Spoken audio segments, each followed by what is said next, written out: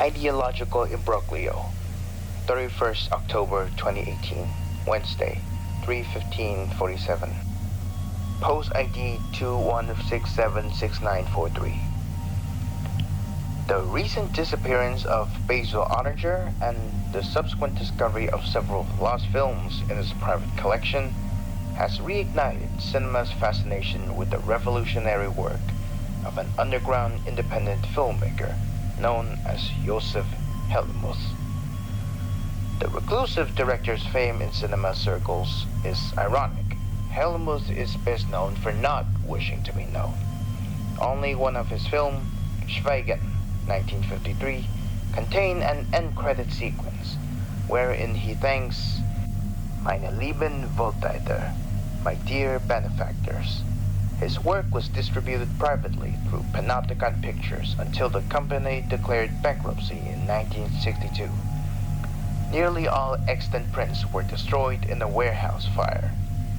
Helmuth's work is characterized by sparse structure, emotional isolation, fascination with negative space, no dialogue, and single extraordinarily long takes.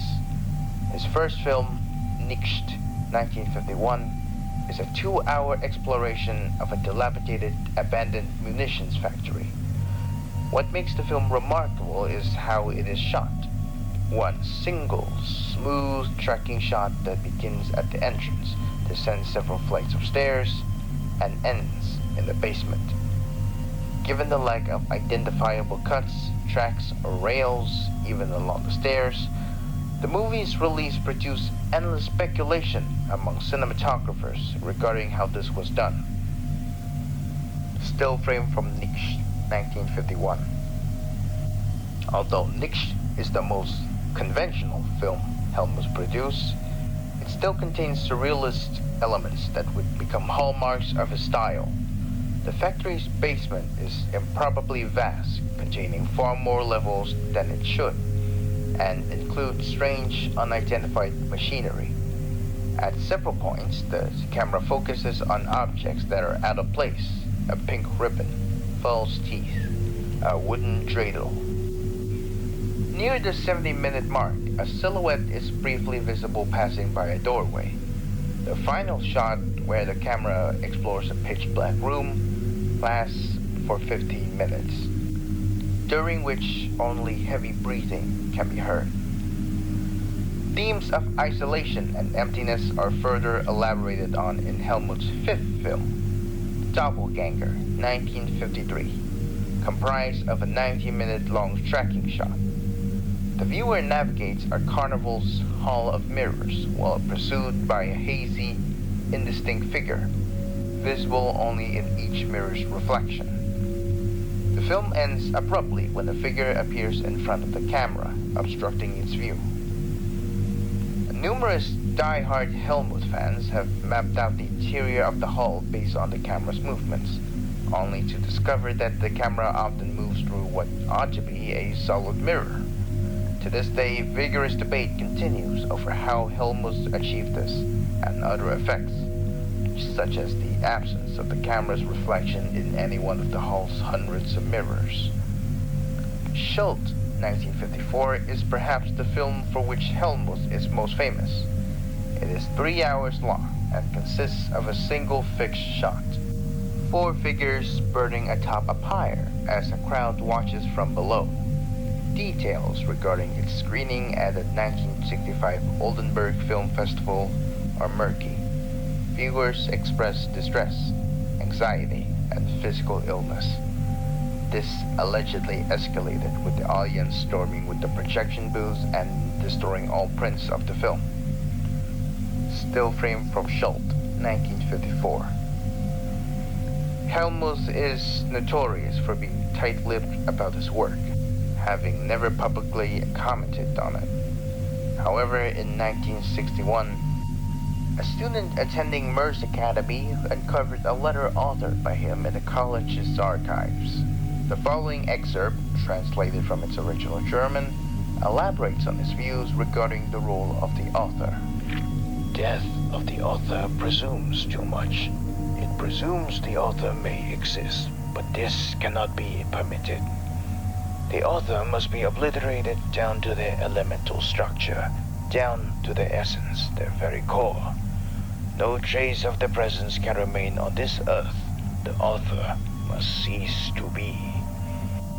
Art can only be understood as an excretion of natural, indeterminable events, a thing that is shaped by a rudderless process, devoid of intent, purpose, or reason.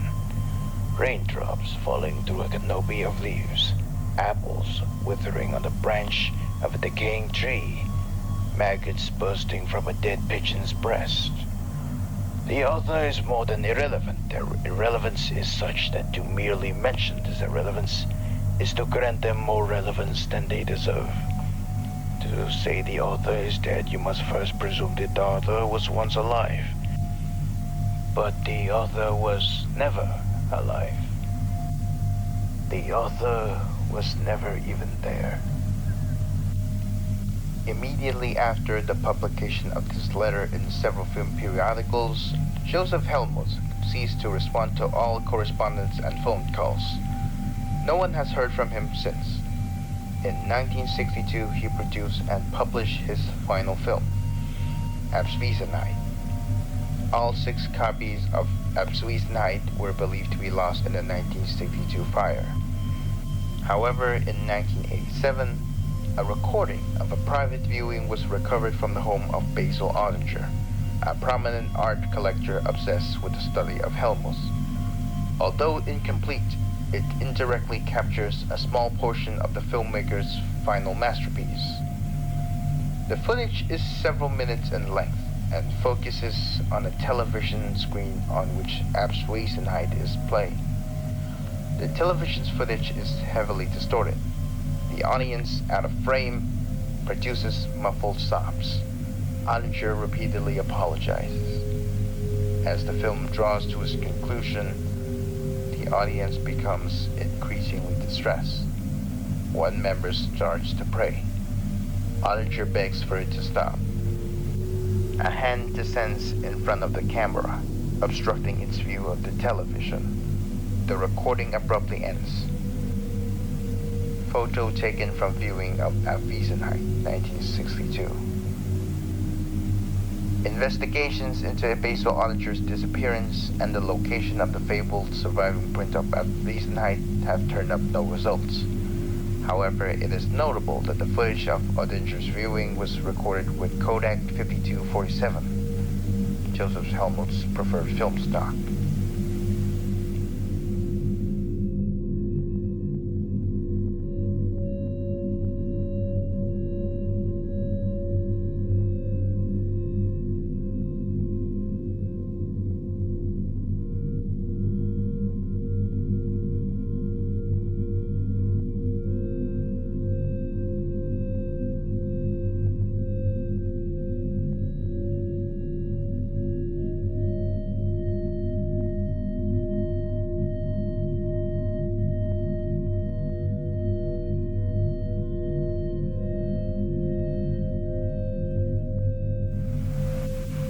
So, when I write an article like this, I often have a working theory about what's going on.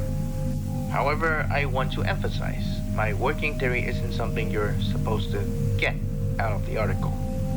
My goal was to establish atmosphere and mood. The theory I worked with was just to maintain consistency.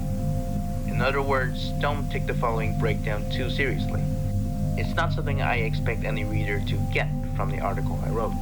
It's just the headcanon I was using that informed a lot of my decisions. Spoilers. Let's look at each movie. Enriched, nothing. A movie about exploring a massive munitions factory, wherein, among other things, a dreidel is found. Doppelganger, a movie about being pursued by one's own dark reflection. Schuld, guilt. A movie that shows people being burned on a pyre and somehow inspires feelings of physical illness and anxiety in anyone who watches it. And finally, the titular Abwesenheit, Absence. A movie we know little about, but was Helmuth's last work and, prior to Oettinger, presumed lost. Now let's take a look at Helmuth's letter. In it, he states, the author must be obliterated down to their elemental structure, down to their essence, their very core. No trace of their presence can remain on this earth. The author must cease to be. A central motive of his work, then, is this hostile view of the author. The author is an enemy that must either be destroyed or presumed to have never existed in the first place. Secondary themes involve guilt, despair, isolation, and self-loathing. So what's this all about? What's going on? Well, when and where were these movies produced? Helmut is clearly German. All his movies are dated in the 1950s and 60s in post-war Germany, during a period when Germans were experiencing a sort of collective guilt or collective schuld over the Holocaust and the surrounding atrocities perpetuated by the Nazi Party. Remember the dreidel enriched? Enriched, Helmut films a German munitions factory abandoned after World War II. In Doppelganger, Helmut is pursued by a dark reflection of himself, the reflection of a self that would permit something like the Holocaust to happen. In Schuld, Helmut expresses the guilt and revulsion that consumes him. Prior to its modern meaning, Holocaust was a Jewish sacrificial rite involving a burnt offering. And finally, in Abwesenheit, Helmut made real his final desire to vanish into the horror. Doesn't that last frame look like it's taking place in a facility somewhere? A facility with barbed wire, with a single figure standing at the door. There's an entire branch of Jewish theology dedicated to whether or not God died in the Holocaust. This is Helmut's central thesis. In the wake of the Holocaust, God must either not exist or be destroyed. God is either dead or a monster. And what is a filmmaker but a god of their own little world? Helmut chose non-existence. He chose Abwesenheit.